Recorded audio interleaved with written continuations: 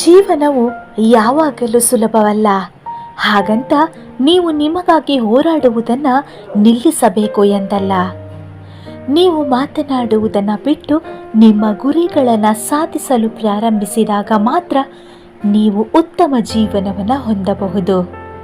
ನಮ್ಮ ಜೀವನದಲ್ಲಿ ಸ್ನೇಹಿತರಿಲ್ಲದೆ ಜೀವನ ಅಪೂರ್ಣವೆನಿಸುತ್ತದೆ. ಜೀವನವು ಊಹಿಸಬಹುದಾಗಿದ್ದರೆ ಅದು ನಮಗೆ ಬೇಸರ ತರಿಸ್ತಾ ಇತ್ತು. ನಿಮ್ಮ ದುರಾಸೆಗಾಗಿ ಮಾತ್ರ ನೀವು ಬದುಕಿದ್ರೆ ನಿಮ್ಮ ಜೀವನವು ಎಂದಿಗೂ ಫಲಪ್ರದವಾಗುವುದಿಲ್ಲ.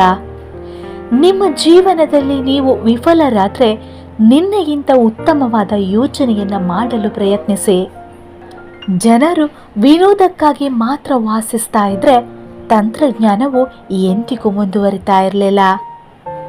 ಜೀವನವು ಒಂದು ದೊಡ್ಡ ಸಾಹಸ ಅಥವಾ ಏನೂ ಅಲ್ಲ.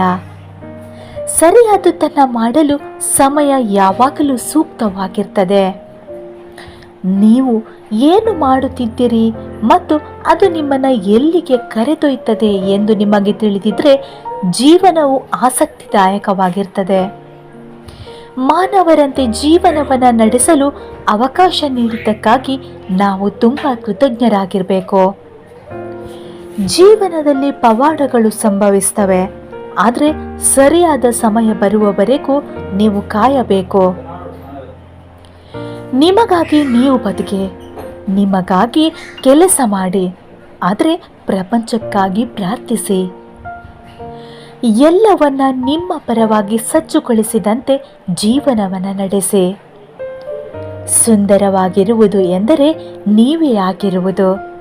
ನಿಮ್ಮನ್ನು ಇತರರು ಒಪ್ಪಿಕೊಳ್ಳುವ ಅಗತ್ಯವಿಲ್ಲ, ಅದನ್ನು ನೀವೇ ಒಪ್ಪಿಕೊಳ್ಳಬೇಕು.